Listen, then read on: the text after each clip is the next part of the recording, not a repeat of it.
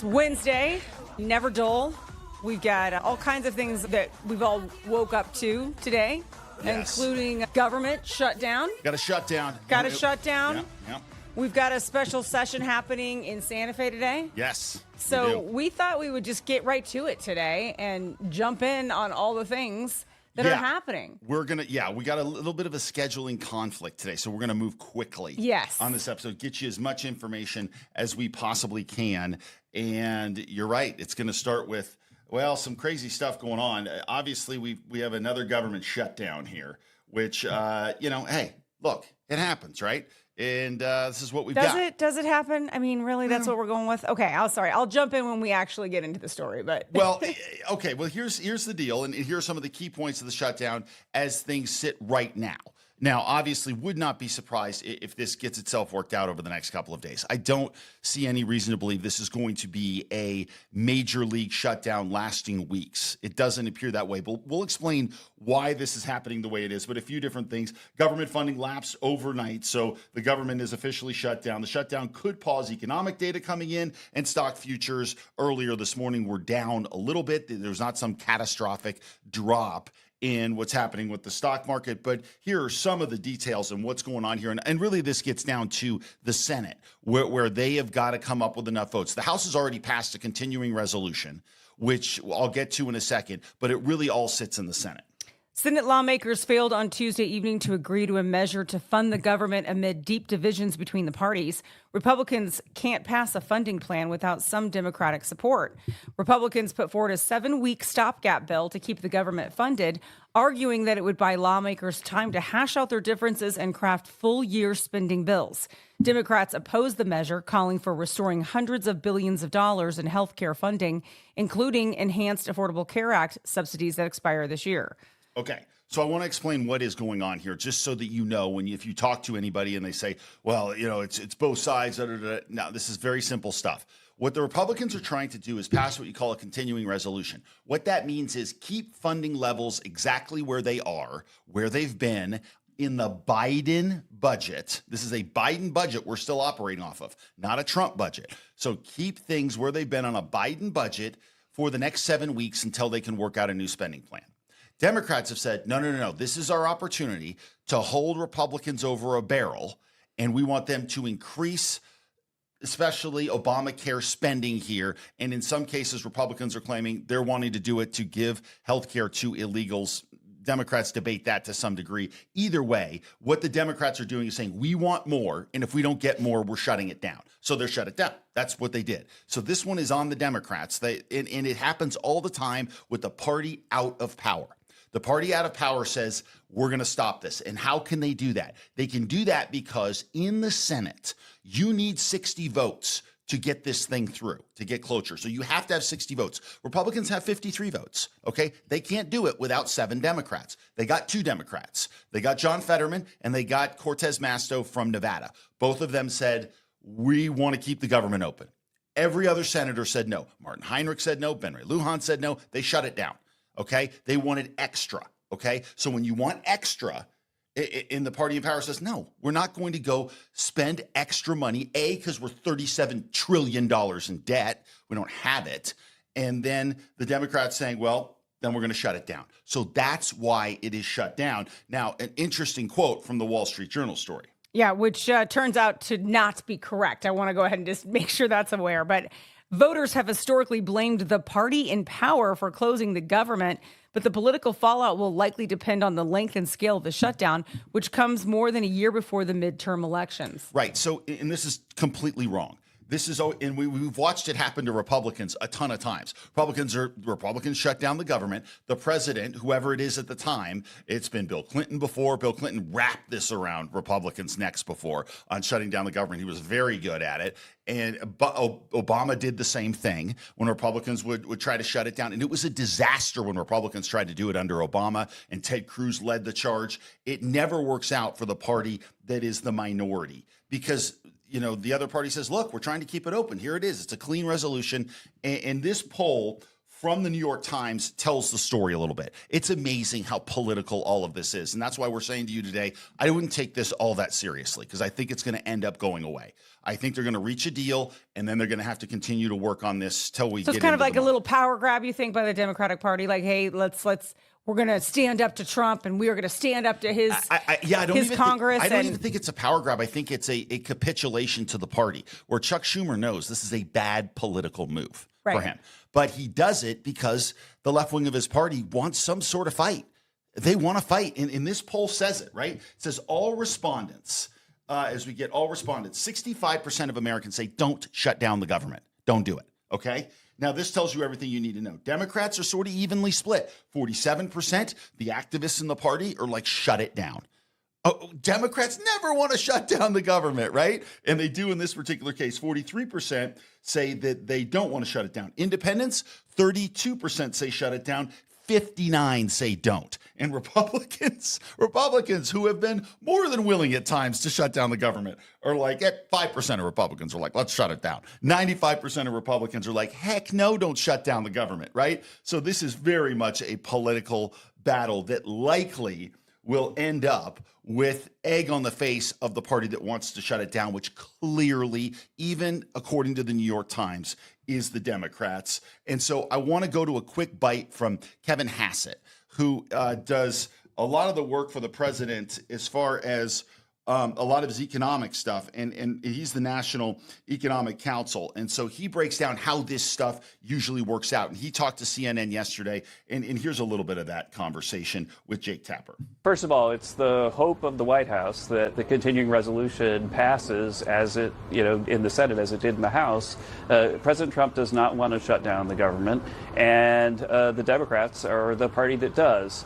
This is something, if you go back and look at political history, that has happened over and over, that a party that's got a political minority tries to hold everybody hostage for a while, but it almost always ends up with a clean continuing resolution. And that's how this is going to end up too. And so that's going to happen. The question is, do we have a shutdown between now and then?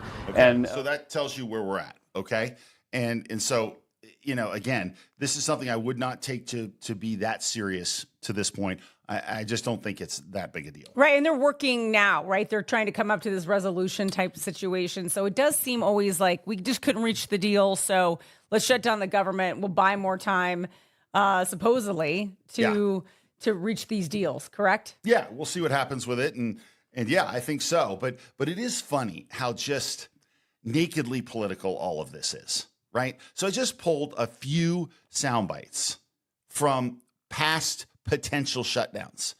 And so I grabbed a few of our friends on the Democratic side of the aisle, and here's what they had to say about shutting down the government. Hostage, instead of just letting them do their jobs, which they want to do while we work out our differences. So wrong. This is democracy.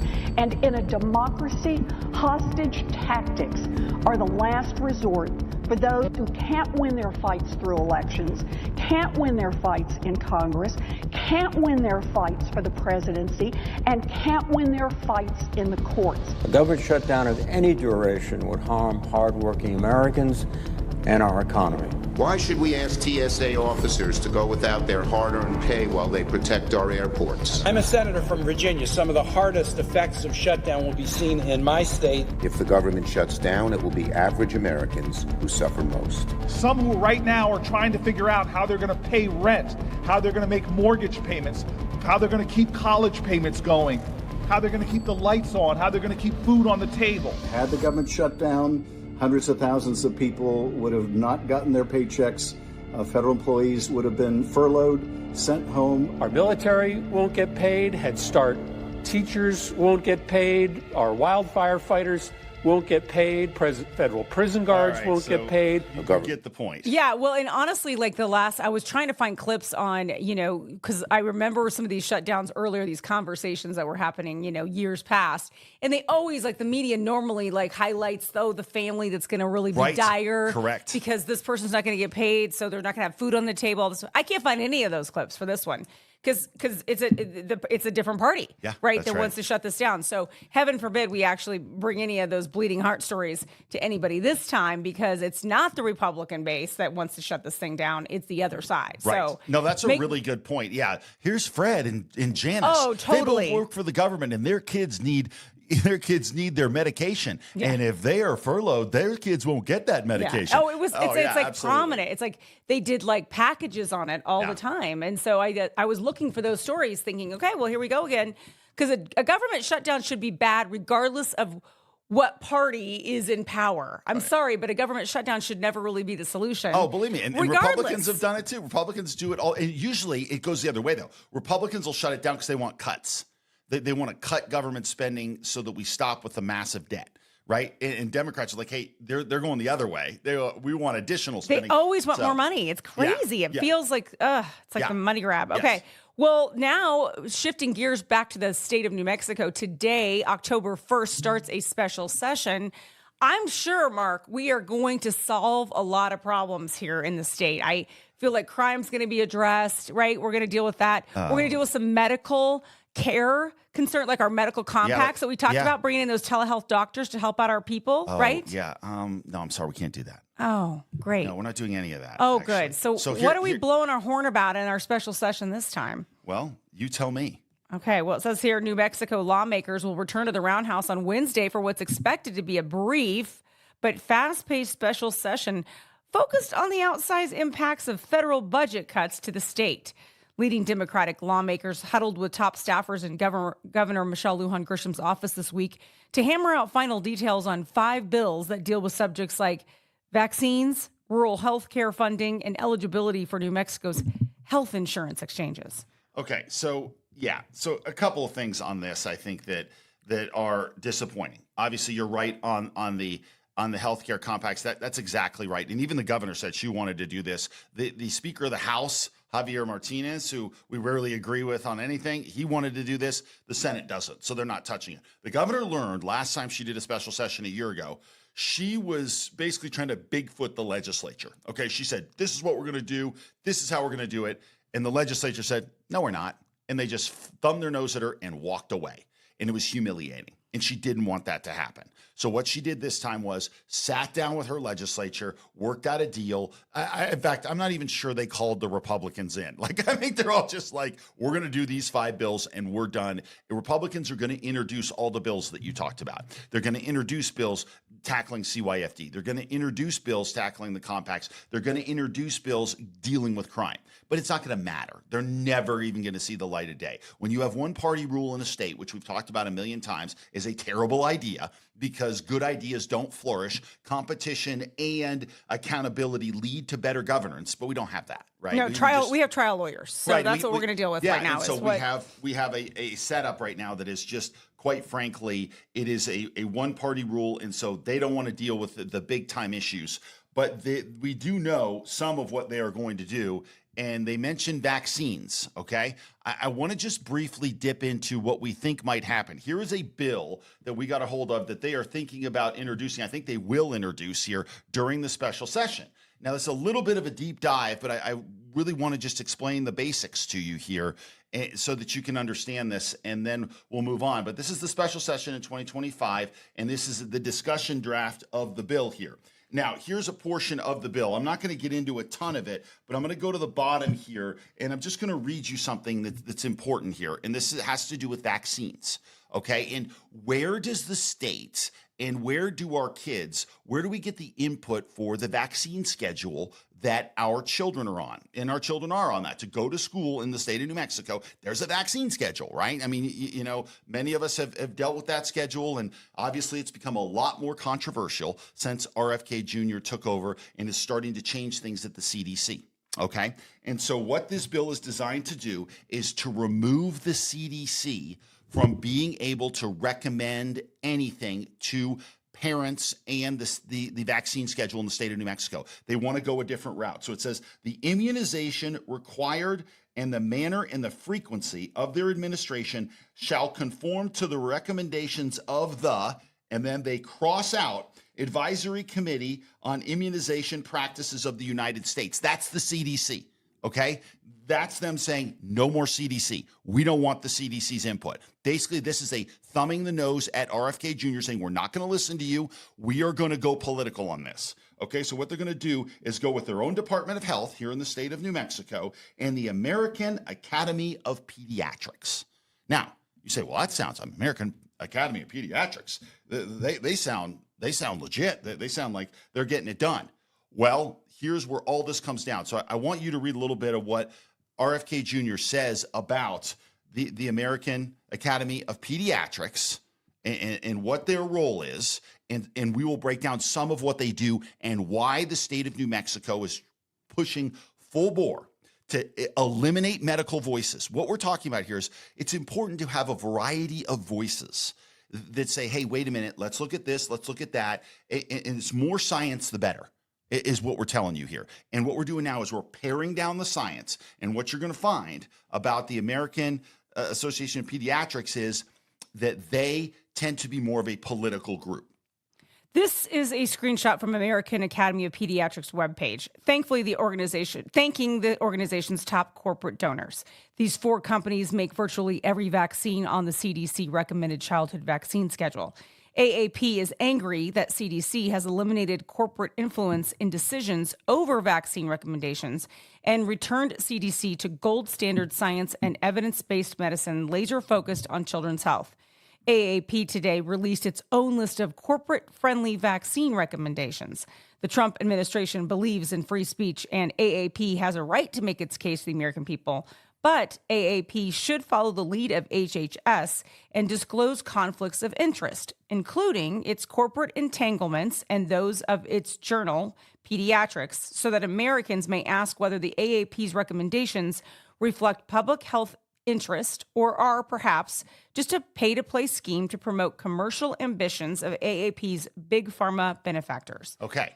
And then here is their page. Yeah, I showed the page as you were doing that. Okay. So I want to then show you. But we should talk about it because go ahead. People that are listening don't get to see that. So basically just a list of some of these top donors that American Academy of Pediatrics has on their webpage is Merck, Moderna, Pfizer, and Sanofi. Yeah. Okay, so the top vaccine manufacturers, basically. And look, I don't know as far as getting into the individual vaccines and all this. We're not going to do that. But the only point here we're trying to make is you have the HHS who spends their time trying to research these things and do the right thing. I think when the state of New Mexico says, no, we're not listening to you anymore, they're turning this political. And the reason I say they're turning it political is because if you go and look at what the AAP has done over time, they have proven themselves to be a very political organization. So I want to just give you a few things that they have advocated for, okay? Here's just 3 things. Number 1, they advocate for transgender surgery and puberty blockers for kids, okay? That's not based on science, okay? That's not, okay? That is a political stance, and it is one that is dangerous for children. We've said that. I will never back away from that, okay? That's just how we feel. They support removing religious exemptions for vaccine mandates. By the way, they're going to run headlong into major issues with that particular approach. And especially because when you have those approaches, it's going to fly in the face of the Constitution, quite frankly, okay? And that's the free exercise of your religion. So that's going to be an issue. And then they advocated for school closures. Well, actually, during COVID and masking of little kids and, of course, giving vaccinations to kids who were not a threat to get very sick from COVID here. Okay. Now, the one thing about what they did, and this is why they're so political, and it's one thing to be able to say, we honestly thought keeping kids out of school is the right thing to do. They initially said, get kids back in school. But when they found out Trump supported that, they flipped and said, keep kids out of school. Okay. So these guys are very much a political organization. So the state of New Mexico is going to take a broader science input from a variety of different groups, including the HHS and the vaccine group, especially, a group that will look at all of these issues for our kids. And that's going to be a problem. So what's the major concern here and what could be the issue? Well, I just did a little graph here to make some sense here. It says you have multiple science-based voices, including the CDC, even the state health department, even the AAP. Okay, let's just give them and say they're not a political group. But you go and have all these voices to be able to say back and forth, a pull and push on what the policy should be. Well, if you get rid of all that, and you just say it's AAP, then what you risk is that if the AAP feels like directing all sorts of things into the state of New Mexico, the most vulnerable children in this state, low-income families, will be subject to one group deciding exactly what all their vaccinations will be. And keep in mind that when you are funded by Big Pharma, which is American Pediatrics, they are funded. How do they stay unbiased? How do you possibly stay and say maybe this vaccine is not what we should recommend right now, or maybe this is a level we should do, when you're completely funded by the most part by these big pharma companies? I don't know how you make solid recommendations or unbiased recommendations. Well, yeah, let science be the guide. Right. Let science be the guide here. And when it's not, what you risk is that you have groups that could come in and test all sorts of things on our kids. And I would think the legislature would be concerned about that.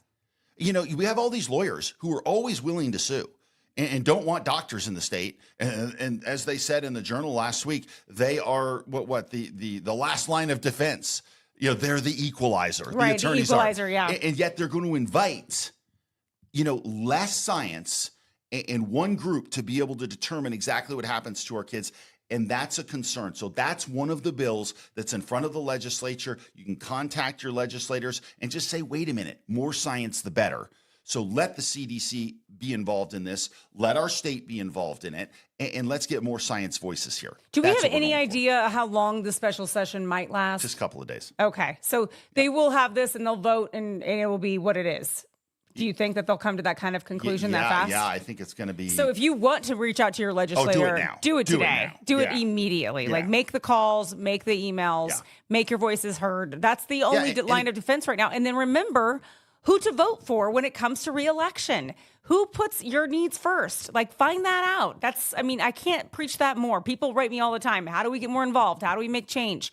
You make change by making sure people are aware of what your state reps actually represent when they go, to Santa Fe. Are they representing your best interests? You got to ask yourself that question and find out. Do some digging, and your vote does matter. So, all right, let's move on to this because it's interesting. We've talked about the Journal poll recently. They do that one big poll, and then they drip out the results. We had the mayor's results already. Well, they have more details on how voters feel about specific issues. One of them is sanctuary cities.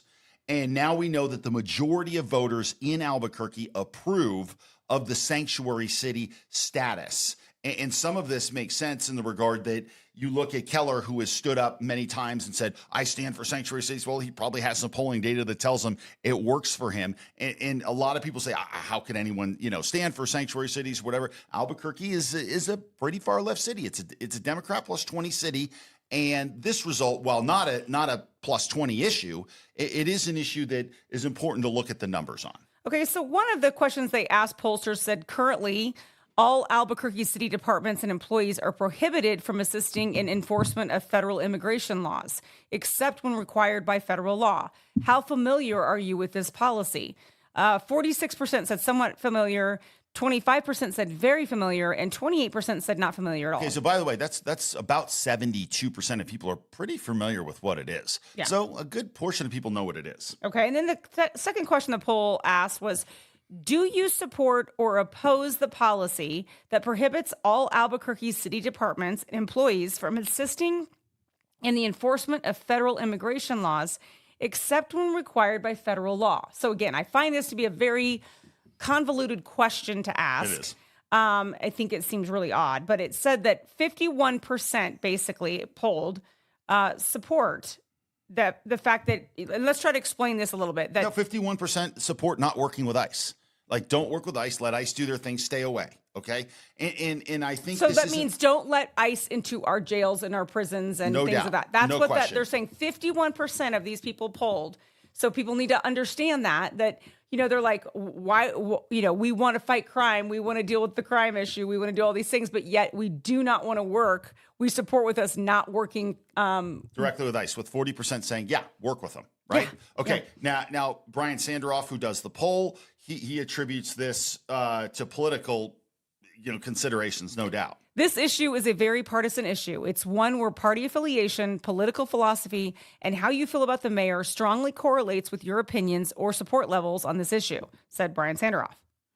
Albuquerque's status as a sanctuary city has made headlines over the summer and has become an increasingly prevalent issue in the upcoming mayoral race. Okay, now there's one other thing about this, and you mentioned the kind of weird wording and wonky wording of the question. Mm-hmm. Okay, sort of a give people an out to say that they support it when that's not totally the policy. So here's what's interesting here, and this is why I pulled this, because it's one other little quote here that I think is worth talking about that takes this policy to a different level and makes it dangerous, but they didn't pull this portion of it.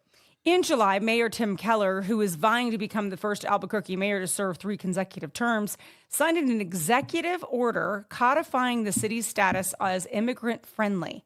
Additionally, he created a line for residents to call city police to find out if immigration agents are operating in their neighborhood. Okay, that is what I want to talk about. It's unbelievable. That is dangerous, okay? We saw what happened in Dallas. And you start creating phone lines where people can call in and then the police are telling them, oh, yeah, there's ICE in the area. That can absolutely make ICE a target. We've seen people die. We've seen immigrants die because of these situations. And it's one thing to say, don't assist unless it's required by law. It's another to say, should we warn people that ICE is in the area, putting ICE in danger for people who may want to step in and break the law against them? Because we've seen it all over the country. Mm-hmm. We've seen it all over the country. So they did not ask the relevant question. And I guarantee you, people in the city of Albuquerque, even though Albuquerque is a bluer city, right? Guaranteed the vast majority would say, no, you don't want to do that. But they didn't ask that question. Okay, so that to me is the problem with this poll. A lot of polls get back to how do you ask the question and what do you ask? And if you make it a very kind of gray area question, you're going to get your 51% that you got here. Should you not work with ICE unless it's required by law, right? How about if you just ended the question, should you not work with ICE, period? Or should you not work with ICE and should you warn potential criminals that ICE is coming after them? That's what they're doing here, right? They're warning potential criminals that ICE is in the area. That's what they're doing. But that's not the question that Sanderoff asked. So that's why I think this number, while you look at it and go, okay, Albuquerque, a little further left, at the same time, in defense of people who answered this question, they weren't asked the real question, which is a problem. Well, they did ask the question about what's the biggest issue concerning Albuquerque metro area residents at the time. No surprise here that 53% say crime and 47% say the homelessness. Yeah. That just isn't that surprising whatsoever to anybody that's paying any attention. It's unreal. And those numbers are unbelievable, and what's crazy is that, Keller just released more information saying that our crime rates are down again. And that, it's like, we're bright and shiny. Right. Look at us. We're a bright and shiny city. Well, and you talk to anybody that owns a building in our city or that has business here, they are absolutely. Whether you own a building or not, whether you walk on a street. Well, I don't care about or you have building. 2 eyeballs, right? If you have two eyes that can see, you know that homelessness and crime are absolutely just taking over our city. I don't know how anybody gets up and says that we're doing great. We're doing so much better, yada, yada, yada. Who believes that? Okay, right. I agree with you. And you see those numbers, and they're massive, right? I mean, these numbers are unbelievable. The poll that we had leaked to us last week, they weren't this big. Like, this is even bigger, right? Mm-hmm. So you see those numbers, and you say, oh, my gosh, people are incredibly worried. But again, I want to draw your attention to the type of question that they ask following this, okay? So you see this and you say, this is a crisis, right? It clearly is. Homelessness and crime is a crisis according to the voters who they sampled here. But then what they do is they look at this and they break it down and listen to the question that you get here. How do you feel in Albuquerque? Do you feel somewhat safe, very unsafe, somewhat unsafe? Okay, you're either safe or you're not. When you say somewhat safe, I think everybody feels somewhat safe. You don't walk out and get mugged every time you walk anywhere. You don't. But you do have regular crime in your area. I don't care where you live. It happens all the time. And so to me, when they do this, are you somewhat safe? Oh, no. And I love that they added depends. So you can have like a depends. Yeah, true. section But too. Dumb. Yeah, true. But it's 3%. I mean, it's not clarifying. It's not a clarifying question. Is what you're right. saying. And believe me, if depends had been 58%, then I would agree with you. But No, it's I'm 3%. just saying that you either feel safe or you don't feel safe. Right. And I think the somewhat safe is again, it's a hedge. It's a hedge. If you were to take out the somewhat and say, is Albuquerque safe or unsafe? Would you consider Albuquerque safe or unsafe? I think you'd see different numbers here. But again, all these numbers tend to depend on your political party, which makes zero sense to me, but it shows you how locked in we are to our partisan politics. Because if you feel like you're very safe, 19% of Democrats feel very safe in Albuquerque. Okay? 4% of Republicans do. That's a massive gap. Yeah. Okay? Somewhat safe. 52% of Democrats are like, yeah, I'm somewhat safe. It's good. We're not horrible. It's okay. And Republicans, 36% say, yeah, I mean, somewhat safe, right? And 46% of independents. Somewhat unsafe, 39% of Republicans are like, hey, this is somewhat unsafe. Very unsafe, 19% of Republicans. And then Democrats, only 8% say they're very unsafe, and only 19% say they're somewhat unsafe. So the fact that this relies on a political party, it just shows you how entrenched the politics are. And I think as long as politics stay as the most important thing, then we'll never solve our problems. We won't. We won't solve them until we say, no, this isn't about politics. Forget the politics. I was going to use the S word politics, right? Yeah. And solve the problem. Right. But we're still not quite there yet, at least in this survey. Well, we're not there to the fact where we put the blame for these bad policies back on leadership too. Like, I would love to add the question: how do you feel like what's happening in our city with crime and homelessness is due largely to policies passed by our current mayor? No, there's a question you could ask. Yeah, and it's not. And the answer is going to be absolutely not. Or our city councilors or whatever. Well, we're going to have an election. We're going to have an election that's going to answer that. And it'll be interesting. It's going to be fascinating. And I know early polling or early voting does start here just in a couple of weeks. So make sure that you know your candidates and you know what's going on there. All right. So back to this gubernatorial, the Democratic side of the gubernatorial race with the Democrats. It's heating up again. Now the Journal jumping in a little bit more on this fight between Haaland and Sam Bregman. Well, right. The New Mexican did the story a week ago. Right, which we covered. Right, which we covered, which was delicious, which we talked about. And this one is got some entertaining quotes. And I think there is one big quote from Haaland's crew, which was amusing. Well, so the headline, just so you know, it says New Mexico gubernatorial primary race heats up. That's the headline. Here's the quote: for someone who's been unsuccessfully running for office for 30 years. Ouch. Sam Bregman still can't get this right, says Haaland spokeswoman Hannah Minchoff. While he seems to have plagiarized large portions of his policy agenda, Deb is meeting with New Mexicans every day and sharing her vision for the future. Okay, so for those of you who don't know and didn't see what we talked about last time, Bregman put out 189-page policy prescriptions for everything wrong with New Mexico. Well, when you do something 189 pages, A, it's over the top. B, it's not going to be your stuff. A lot of it's going to be ripped off. And he got nailed for literally lifting stuff that is right out of policy prescriptions from other places. So I think you have a choice in a situation like this. And I think Joni Griffin, who is the spokesman for Bregman, does about as well as you can do answering this back. And this is what she said. She says, quote, "This is not plagiarism. It is information in the public arena. Sam stands by every word in all of these policies. Those who worked with him to create them believe he is the best candidate to get these ideas accomplished." Okay. So, yeah. No. And so then, of course, we have the political experts in this state who we don't have many of. And the one that does keep getting quoted couldn't be further from an expert. Okay. And so this is Gabe Sanchez. And he is from the University of New Mexico. We have a great deal of familiarity with him and his level of incompetence, and he weighs in. So he says, University of New Mexico political science professor Gabe Sanchez said allegations of plagiarism in politics typically tends to revolve around candidates' speeches, not policy plans. Not true. U.S. First Lady Melania Trump and former President Joe Biden are among the public officials who have faced plagiarism claims for their speeches. Meanwhile, Sanchez also said the Haaland campaign's plagiarism allegations against Bregman could reverberate during the primary election cycle and possibly be raised during candidate debates. Okay, that's just a reflexive comment that isn't true. So this is likely not going to be a big issue in the campaign. It's not. Bregman doing some of this stuff, it's not going to be anything that's going to make any sort of difference. It's just not going to.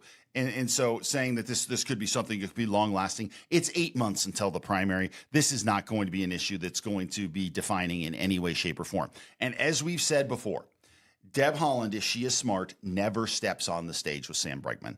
If she's smart, she says, I am busy listening to New Mexicans. I do not have time to get on a stage and listen to Sam Bregman listen to his own voice. That's what you say if you're him. And by the way, I'm not even sure which Sam Bregman would show up, and I'd have to debate. Is it the Sam Bregman who's Mr. Oil and Gas, or is it the Sam Bregman who's Mr. Environmentalist? Is it the Sam Bregman who reaches across the aisle, or is it the Sam Bregman who hates Donald Trump? I can't tell which Sam Bregman I'm going to get, so I'm going to talk to New Mexicans. That's what she should do, and I think she will. All right, let's move on, and I want to touch on something that happened last week with Eleanor Chavez, who is a rep for Albuquerque in the New Mexico legislature. She made some of the most inflammatory comments I've ever heard from a legislator in the state of New Mexico in reference to ICE. And now she's getting pushback from law enforcement on how irresponsible her comments are. So I do want you to listen to what she said, and then we'll break down what the response was. And I'm going to call it what it is. It's fascism, and ICE is acting like the KKK. And we've got to stop our local police, our state police. We've got to stop those employees who are collaborating with ICE. We've got to stop them, and we've got to make our laws stronger so that we protect ourselves. Because when they're done coming after our immigrant community, they're going to start picking everybody else off as well, and we need to understand that. So the time to stand up is now. It's not time to stand down. Thank you, Mr. Chair. That is incredibly irresponsible. She not only says, don't take criminals off the street. That's what she's saying. Mm-hmm. Number two, she's saying they're coming for us next. That emboldens people that are on the edge of their mental faculties. People like Eleanor Chavez saying things like this are incredibly irresponsible. She has no business in leadership speaking like this. It shows you the extreme nature of some of our legislators. Yeah, and just the irresponsibility of their rhetoric, just not knowing, again, have we not learned yet that people sometimes that are not necessarily well balanced take these messages as, okay, now I need to do something about that. We've already talked about the fact that we've seen Republican headquarters here in the state. They get pipe bombed with words on there, KKK equals ICE or ICE equals KKK. Wake up and realize that, not everybody's balanced when they listen to what you're talking about. And what's so crazy is the most heated, unhinged rhetoric has now become the rhetoric of the leaders. That exactly what you said. When you get the bombing and it's written on the side of the building, that's an unhinged whack job. And now our legislators are like, well, sign me up for the unhinged whack job crew. And that's completely irresponsible. Yeah. It just is so disappointing. Yeah. So the head of the New Mexico Police Officers Association, the Police Chiefs Association, is Chief Hebby in Farmington. And he wanted to respond to what she said, and he let her have it. In summary, I'm calling on Representative Chavez to apologize to the police officers across this state who daily are committed to keeping us safe and who are not collaborationists with the Ku Klux Klan in any way. And I want to remind everyone, especially our elected leaders, that as leaders, words have consequences. There it is. And I think it makes complete sense. Words do have consequences. He's right. And it's people like his officers that are put in the line of fire when you sit there and enable people that are not on their best behavior looking to go after law enforcement. Yeah. Okay, one more thing, and it is actually important. It has to do with healthcare. On Tuesday, President Trump announced that the United States would start getting cheaper prescription drugs because we're going to start being charged as a most favored nation. Okay, so that's going to bring in cheaper drugs here from our manufacturers and others. How we weren't part of this for a long time, I don't know. But here's what Dr. Oz had to say about this, and then we'll kind of break down exactly what kind of savings we're going to be looking at. We are protecting the Medicaid population because they are our most vulnerable, and it is completely indefensible to charge more for them than you would an affluent person living in Europe. So this is going to help take some of the pressure off Medicaid, which of course states have to pay. We compensate as well, but it's a number one growing budget item for governors around the country. It just gives them relief. We also included in today's program all new products have to be released at most favored nation pricing. So as we evolve and advance science in America and save more people with cancer and treat more people with asthma or problems with skin ailments, all those will be priced appropriately. And we have several drugs, some big ones that were also included by Pfizer that are already going to be at most favored nation pricing within Medicare. So across the board, we're achieving that. And again, the magnitude of, we're talking about selling drugs at 1/10 what they are listed for right now, which is, again, dramatically below even the list price.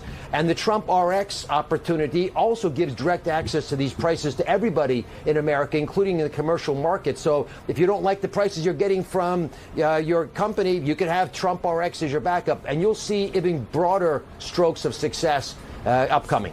Okay, so yes, there is Trump RX. So they will be offering drugs. If your own plan isn't as low as you want, you can go and basically get the government pricing here. It's about time this happens. But just to give you a quick idea here, look at the prices that we tend to pay. U.S. prices for brand drugs are 422% higher than other nations like, say, Canada, France, Germany, Italy, Japan, the UK. So how we were not part of the most favored nation when we're producing a lot of this stuff, or at least our companies are, is unbelievable. It's a good thing for everybody. It will bring prices down. But also what this will do is it will allow 50 states plus DC to be eligible starting in 2026. That's when these numbers will start coming down. Millions of dollars in savings. Average discounts will be from 80 to 85%. This is something, I don't care what political party you're in. This is something that's a benefit. And then here are some of the discounts we're looking at here. A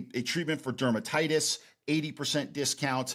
A treatment for postmenopausal osteoporosis, 85%. Migraine, 50%. Rheumatoid arthritis, 40%. So some very good news there, no matter where you stand on this thing. Okay. All right. Well, thanks you guys for joining us this morning or today, whenever you actually tuned into us. We appreciate you spending a little bit of your day with us. We will see you back here on Sunday. Until then, please rate and review our show, like and subscribe on YouTube. And thanks so much for all your support. Have a great one. You've been listening to the No Doubt About It podcast. We hope you've enjoyed the show. We know we had a blast. Make sure to like, rate, and review. We'll be back soon, but in the meantime, you can find us on Instagram and Facebook at No Doubt About It Podcast. No doubt about it. The No Doubt About It podcast is a Choose Adventure Media production. See you next time on No Doubt About It. There is no doubt about it.